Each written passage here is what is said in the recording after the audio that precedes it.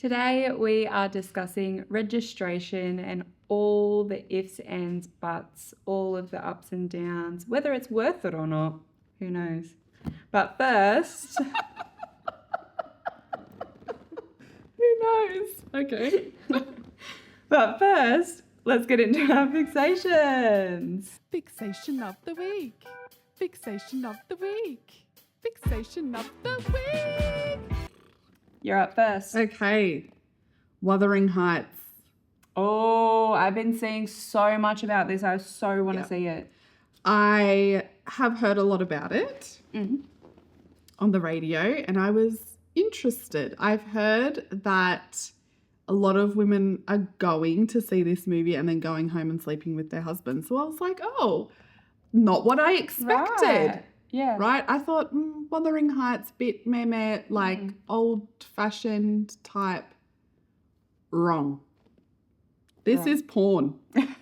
This is porn with Jacob Elordi and Margot Robbie. We don't see the bits. We do not see the bits, but we see everything else. And good Lordy, Jacob Elordi. I am a fan. I am a massive fan. Literally, I left the movie and was like, can we go back in there and do that again? Can we watch that again? We need to go see it. I went and saw it with my sister. She loved it as well. Cried at the end. I probably shouldn't say too much, but it's great. It's like one of those love stories that's sort of like, you know how The Notebook is like, everybody loves The Notebook. It's like #1 romantic movie. You didn't like it? No. Wow. It's the same as every single You think you other... know someone. Every single other romantic like every movie. single other. It's basically like the basis of every other single romance. Okay. Ryan Gosling. No, didn't do anything. Right. No. Wow. No. Okay. Well, maybe Wuthering Heights is for you because it's a little bit more action-packed there. Okay. Yeah. But yeah, I will be going again this weekend to watch it with my husband. And then I will take you the week after. Honestly, I don't care how much money I spend at the movies to watch this film. It was that good. It was that good. Wow, you haven't been like this passionate about a movie in a long time. It was that good. Wow. You know how we went and watched The Housemaid and I was like, that was really good. Yeah. But it was sort of also a little bit predictable at times. Yeah. Yes. I feel like there was a couple of things that we were like, whoa. But it wasn't like, whoa. Yeah, it didn't blow, like the twist in it didn't like blow my mind entirely. Yeah. I feel like letting out like what happens, but I'm not going to. But like I knew one of the things from very early beginning. I was like, something's not right there. But with Wuthering Heights, I wouldn't say that there's any like surprises, but it is just amazing. I've heard lots of good things about it and lots of reviews about it that are really good. Yeah. Fun fact though, I dislike The Notebook so much that I was recommended like a Greek TV show to watch by my tutor, and I thought it was going to be similar to like The Notebook and similar to just like all of the other romance. It's definitely not.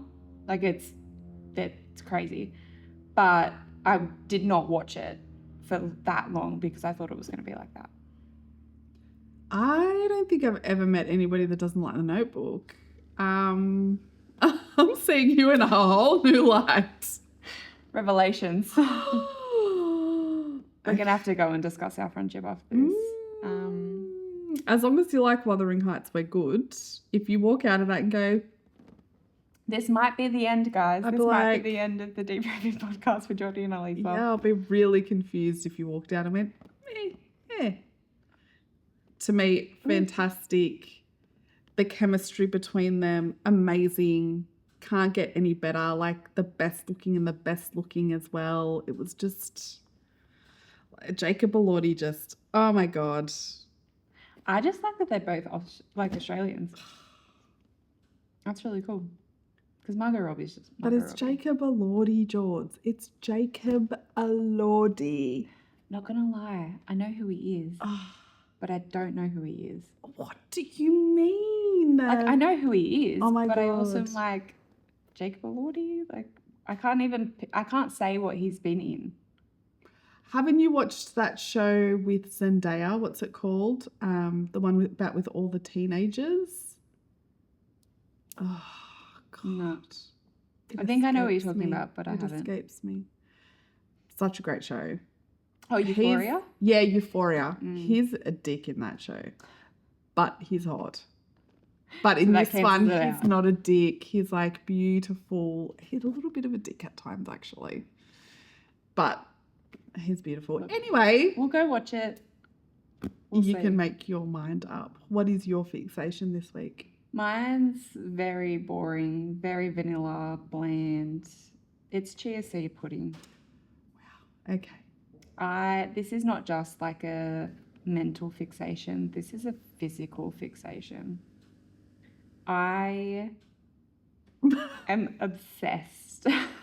How we've gone from Wuthering Heights to chia seed pudding. Yeah. Wow. Okay. Chia seed pudding in Wuthering Heights. No. I don't think so.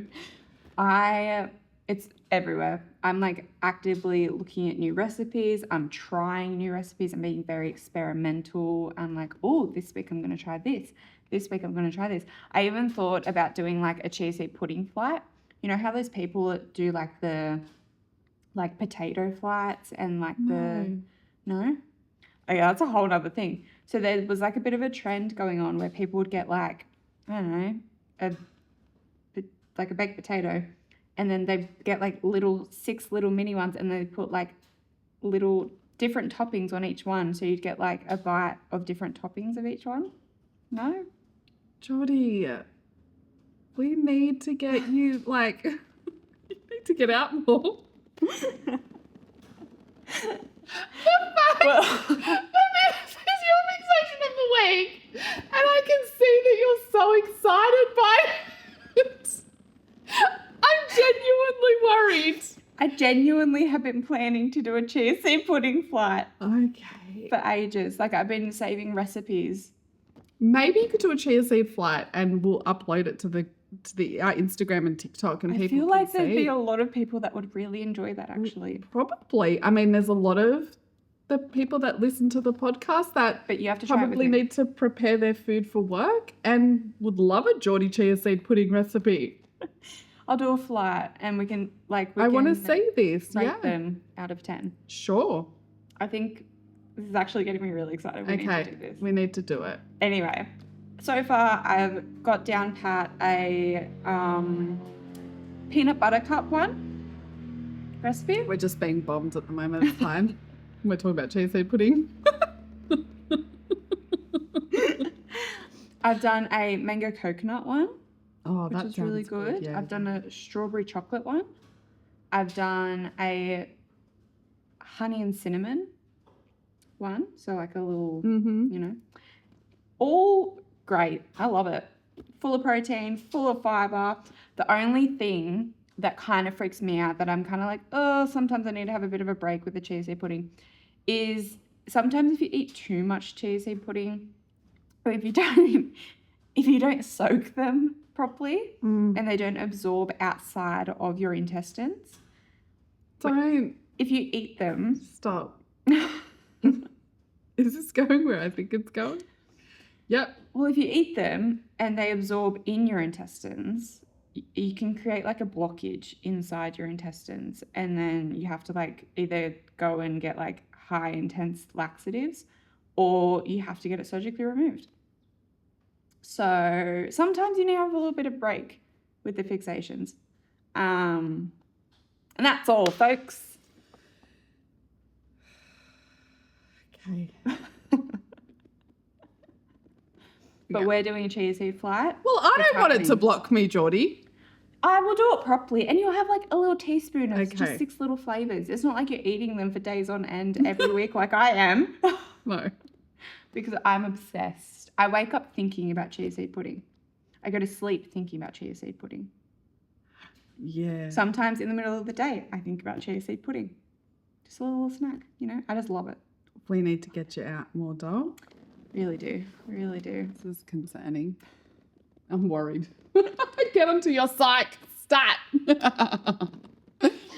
Anyway, that's a great way to end fixations of All right. Yes, let's wrap this up. Registration. Reggie. Rego. Whatever you like to call it. Some people refer to it as audit, even though audit is the process that you do to get registration. So it doesn't really make sense. Oh, but I call it audit, and you did not you do. ever. You didn't ever tell me otherwise. So I've been calling it audit. It's called audit. Audit is the process that you go through to become registered or to keep your registration. Once you are a registered provider, you are registered, and it's your registration. Audit is the process. Okay. Just putting that out there. There's a little bug. Are you good? There's a little bug. Yep. Okay. So registration, is it worth it? Let's start with the topic of the day. Yeah, I went through registration back in January. Yes, and I went through registration December the year before, 2024. Yes. Okay. In the last 18 months, we have both gone through registration. Or gone through audit to become registered. Yes. And I must admit that when I was in deep in my registration process, I did think to myself, is this worth it? Probs not. I should probably just pack up everything and shut shop because it was stressful. Mm-hmm. I ended up loving it at the end. Anyway, that's a whole weird other thing. But when I was in it, I was knee deep and it was stressful for me. It was a lot of learning for me as well. Because I would say when I did my initial registration, so I actually paid a third party to do all of my policies and procedures. Mm-hmm. Which, fun fact, they're changing the legislation now and those companies are getting fined for doing that. Really? Like not the companies being like contracting to them, but the companies that are actually doing it. Really? So you're not going to be allowed to do that anymore? Not as far as I'm aware. It hasn't been like fully properly confirmed. That is but so there's interesting. Talks about it, yeah. Yeah, right. So what happened is I went through the registration process. I hired a third party. They did all my policies and procedures, but it did take me, you know how people say like, oh, registration, it can take anywhere from, I think like 3 months to, 2 years or something like that. It literally took me 18 months. And that was me nagging, asking where my registration was at, trying to get updates. A lot of people couldn't tell me. And then I ended up getting in touch with the local MP. He also called, couldn't get much of an update there. Eventually somebody got back to me and basically said that because I had gone through a third party, that they had to sort of dig in deeper and look at it properly and make sure that I was legit and all that sort of stuff. So I eventually got it after 18 months. But when you are not working with participants directly and you go through registration, they then give you like another audit like 3 months later just to make sure that you do know your roles and responsibilities and that you've got everything there that needs to be there. So I went through that. I think one of the key points there too is that for a lot of behaviour support practitioners, you have to be registered to absolutely to work with participants. Yes. So that's a lot of the reason why too is like you physically could not work with participants. That's right. Your company until you became registered. Yes, I was subcontracting to another company and then I was also trying to get my company up and running. So initially when I went through the registration process and I got all the policies and procedures from this third party, I would say I probably didn't understand fully what was expected of me. I was pretty naive and was just really keen to like push it through, get it all done, so that I could become registered. And obviously I have a really good understanding of behaviour support. I've been working in it for 6 years now. So, you know, I feel like I've got a good grasp on that, and I know, you know, most things. It's always changing. There's always more to learn, but I feel like I have a good grasp on it. So I was just keen to sort of push it through, get it over the line so I could work for myself. But yeah, super naive. And then so when this other registration, what I call audit, after the 3 months, it was a big learning curve for me. I had to go through all of my policies and procedures. I was learning different things. Ended up being a really positive experience. The auditors I had were fantastic, and gave me really great feedback. I was very much willing to take on other feedback that they had, but it was all very positive, which was fantastic. But I actually enjoyed the process of like going through things and sorting it and organising it and putting things into different folders. Kind of becomes a little bit addictive. It does become a little bit addictive. You're so stressed, and like that is your outlet. It's like making sure it's all in the right places and all in the right folders and stuff. Yes. But initially it was very overwhelming for me.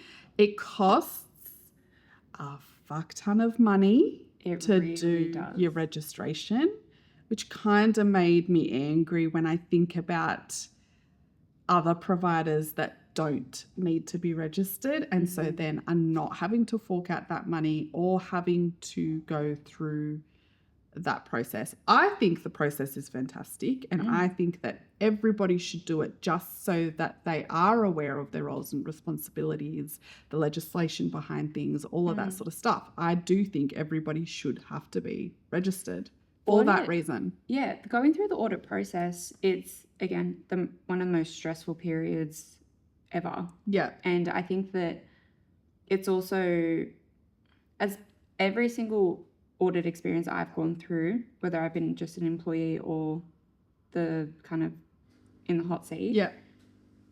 And that too, like that's a very different vibe and very different stresses. Being an employee and going through audit and kind of having to just provide the information and provide the paperwork or whatever, that's one thing. But being in the hot seat is another thing. Yeah. Like that is a whole nother level of stress that you cannot explain unless you go through it. All of the auditors that I've come into contact with, they've all been lovely, absolutely lovely. They genuinely just want to, you know, see what you're doing, make sure you're doing it well, and give feedback. And, you know, if you're open to the feedback, then it is really, really beneficial. I do have to say, though, that sometimes it can become a bit of a subjective process in that, like, different auditors have different priorities. Yeah, I agree with that. Yeah. So no audit has ever been the same. Yes. And I think that when you can't really have like it's good in a way that you can't just have a copy and paste thing, but it's also quite stressful when you're like, well, the last audit, they really focused on, you know, hygiene processes and COVID and this and that. And then this audit is focusing on, you know, transition and making sure continuity of supports. And this audit, like, so it's a lot. When you've gone through quite a few audits, it gets quite intense. Yeah. I could see how different auditors would focus on different things, and especially like we don't know what they're being told by the higher ups, whether it's all of a sudden you've got to focus on these things, or whether they've had an incident that has happened with another company where something has been pulled up and they've not really focused on that and glazed over it, and then they get into trouble or whatever. But going back to the position of, do you think everyone should be registered? Do you think everyone should be registered? That is an interesting, it's a very multi-layered question. I I have very mixed emotions about it. Okay.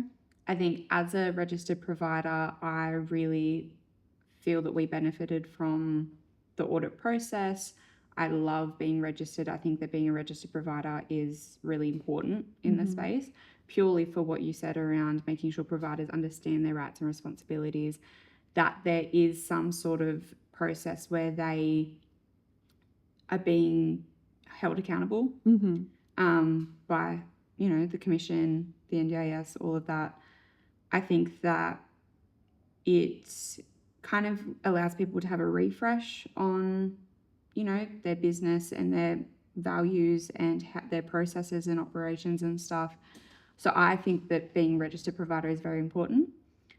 Coming as a support coordinator and seeing what my participants need sometimes, if everyone had to be registered, I know that that would take out such a big market and so many supports, and sometimes it just is not worth it for the participant.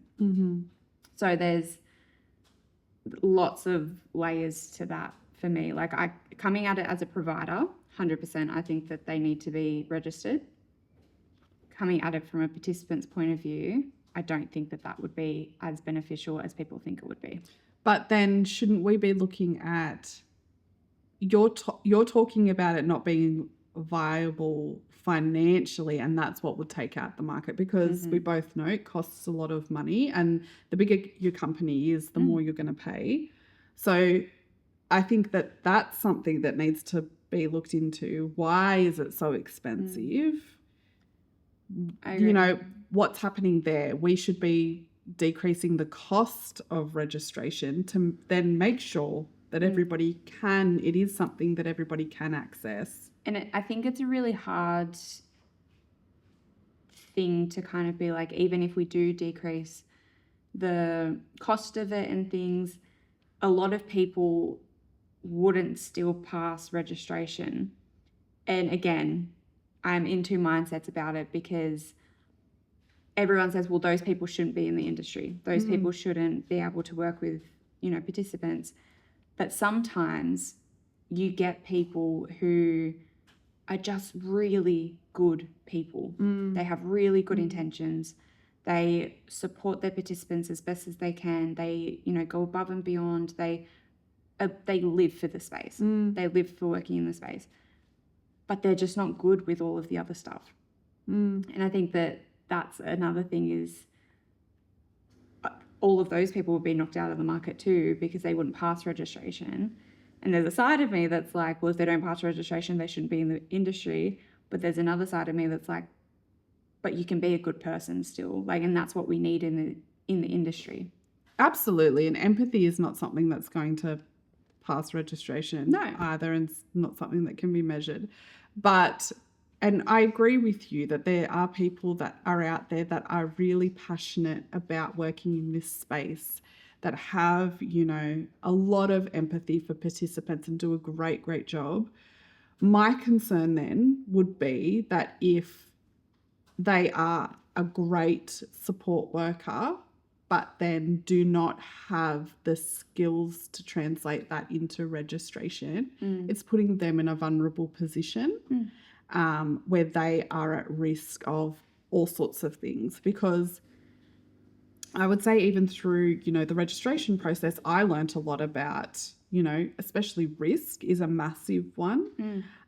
So I feel like then it puts them in a position of risk and not really then understanding their role as well, and what to do in certain situations. So I still think that, yeah, everybody should be registered, but I think it should be something that is accessible to everybody to be able to register.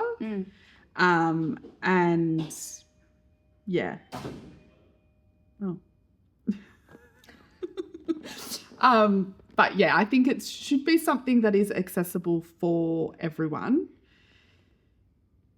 But I think everybody needs to go through it, because I know for myself, when I'm working with participants and they've got other stakeholders that are not registered, it shouldn't then be up to me to tell them what their rights and responsibilities are, what the legislation is. They should be knowing that stuff themselves. So, for example, independent support workers, you know, they might say, yeah, I know all about RPs. I'm really good. I know all about RPs.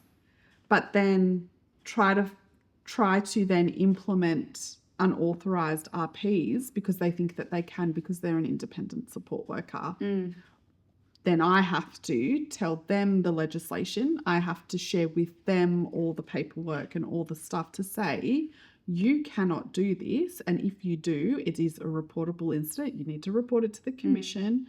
You know, then the commission, all the commission says about it is, well, you need to encourage them to get registration, you know. So I don't think that should fall on us who then have done the registration and know the legislation and know the rules to then have to educate the ones that don't. So, and that's why I think that everybody should do it. It would be a level playing field for everybody to know what's expected. I agree with that to a certain point. I also think, though, that I think that everyone should go through some sort of a registration or audit process in order to be able to tap into the NDIS market in general. Like, I don't agree with any Joe on the street thinking that they can tap into the NDIS market because they see it as a big money pool and that they can just do all this stuff. I don't agree with that at all. I think that everyone needs to be able to show that they're capable of doing that. But knowing the registration process and how in-depth it is and how strenuous and stressful it is and just how complex it is, I don't think that everyone should have to go through that process. So whether they amend or come up with two different types of registration, so ones that's like, you know, this is for people that want to tap into the market but don't necessarily need to be working with those more complex participants or participants with RPs or participants that have agency managed funding. You guys do this type of audit, which is like an introduction audit kind of thing, to become a different tiered registration. And then you've got providers who want to tap into the more high intense market and high intense, you know, high risk situations. They go through that audit. So like a tiered approach. A tiered approach. Yeah, I like that idea. That kind of has come about in some conversations also that I heard about.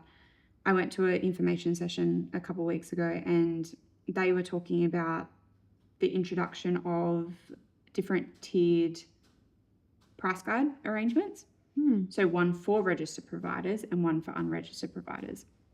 And that really like kind of twigged something for me because I was like, hold on a minute, like as a support coordinator, if I find an independent worker to work with someone, I expect that independent worker is not going to charge the price guide rate because they don't have to cover a lot of the other costs of registered providers or bigger companies.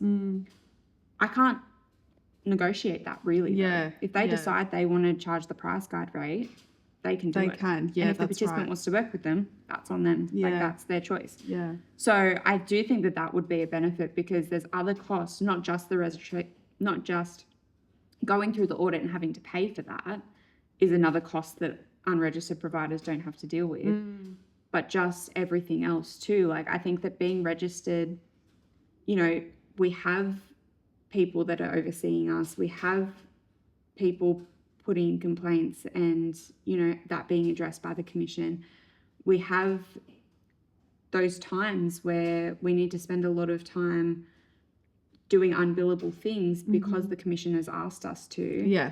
Whereas there's no one to oversee unregistered providers. That's what gets me. Also is that you pay all this money to be registered and to, it's not just about the money, but to be able to work in this space. But then there's a level of scrutiny that you get and there's a level of distrust that you have constantly kind of being watched and like penalized for things that you don't necessarily have any control over. But then there's unregistered providers out there. And I'm not saying every unregistered provider doesn't know what they're doing or is fraudulent or whatever it might be. But there's unregistered providers out there who don't have to go through all of that and don't have any consequences. Yeah. No, I agree with that. And I think that it's good that the NDIS Commission are acknowledging it and seeing that, you know, it is something that needs to be addressed. And I think that having something like, you know, a different pay, I guess, from registered providers to non-registered providers would give unregistered providers, I guess, the, you know, confidence or the encouragement to become registered, which is good. That's something that needs to be addressed because at the moment there's really no massive positive for becoming registered. You know, like you said, you know, there's a lot of unregistered providers out there. If I could be unregistered, I would, because of course I'm going to choose that. That's the easier road, you know. But I didn't have that option. And I think that was something that was frustrating for me as a behaviour support practitioner. It's like, why do I have to do this? But there's so many people out there that don't have to. So that was something that was frustrating to me. But yeah, in the end, I was really grateful that I did get to do it and it was a really positive experience. But yeah, I think that it's something that the NDIS really need to acknowledge and really start coming down on. And I know that they said that eventually they wanted everyone to be registered and it was going to be this whole But now it's kind of rollout period, but we've not heard much about that. Now it's really kind of backflipped and the only section that they're focusing on is SILs and SIL providers being registered, which is happening. I can't remember the dates, but there is an actual date to say that if they haven't applied for registration by that point or booked in their registration by that point, then they have to shut down.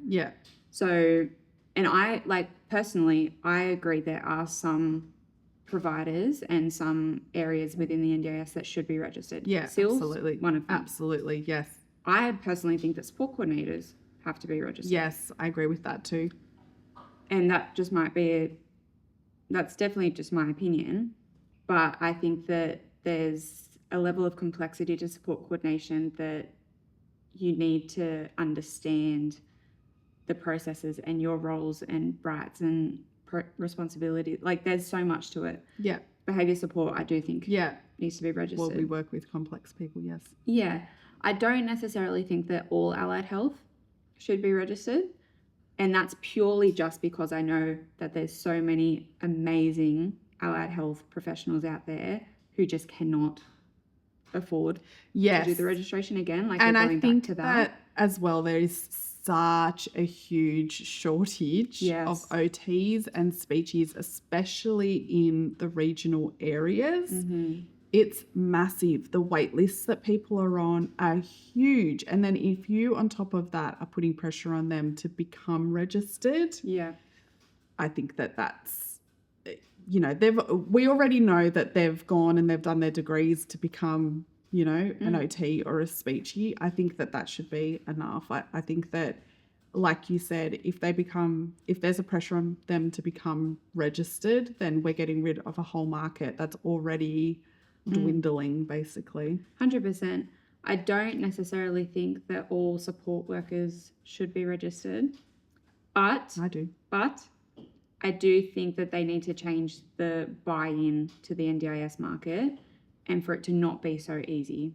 I think that they should come up again with a separate kind of introductory registration process, like an entry-level one, where people have to do that. Yeah, I like this tiered approach that you talk about. Maybe the NDIS are listening and they'll take on your idea. I think a tiered approach is great. I probably heard it somewhere and just am saying that it's my own idea and, you know. Maybe. But I genuinely think that that would be beneficial, and to have a, you know, a commission type thing or a peak body overseeing them and holding them accountable too. Yeah. That's has to be there to make it work. Otherwise, we're just going to have the same issues that we're having currently. Absolutely. And there's so much variation between support workers too. I know even on, you know, our TikTok, there's a lot of support workers that follow us and, you know, they pop up in my feed. And a lot of the things that they're discussing is, you know, the variation within how people do support work, and a lot of people not knowing, some really basic stuff, which is kind of concerning. So I feel like, again, having some sort of an audit process or registration process for support workers, it does become a level playing field. People do know what is expected of them, and ultimately how to be the best support worker that you can. Obviously, empathy and all of that stuff is top tier, but, again, not putting yourself in a vulnerable position, managing risk, all that sort of stuff would be really helpful through a registration process for support workers. Yeah. I also think, though, that we kind of have to touch on that not all registered providers are the bee's knees either. Like, absolutely just because not. You are registered and have gone through audit and have passed registration does not mean that they have the right people, they have the right culture, they have the right skills to be what's considered a good provider either.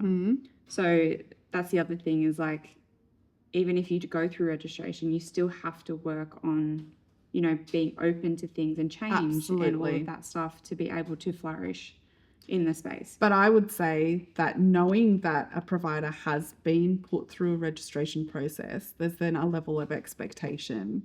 So you could come back to them and say, you have done your registration. 100%. You know that this is something that you're meant to be doing and you're not doing it. So again, and I feel like the Commission would almost come down harder on them because they have gone through that registration process. For me, in my mind, when a lot of the time I'm a half glass empty kind of girl, So really, it's you don't say. No, you didn't know that. So I'm a glass full. But when I kind of see that and I go, when I see they're registered, yes, I'm like, they have to be held to standards, but my mind goes straight to, cool, there's someone that's going to hold them accountable, not, oh, crap, they're unregistered. Nothing's going to happen here. Yeah, that's right. Straight away. Instead of kind of promoting that whole practice standard thing, my mind goes straight to, there's consequences that can be dealt here. Yes. Not, let's do better. Yes, agreed. Yep. I fully agree with that. It's probably just my whole way of thinking, because I'm like, I just don't have the energy to, if you've gone through registration, I don't have the energy to try and support you to get back to practice standards. But that's what I'm saying. So if we know that they're registered, we're not the ones having to go, well, do you know this legislation and this and this and this? You can be like, mate, you've done your registration. Get up, do your bloody job. That is enough.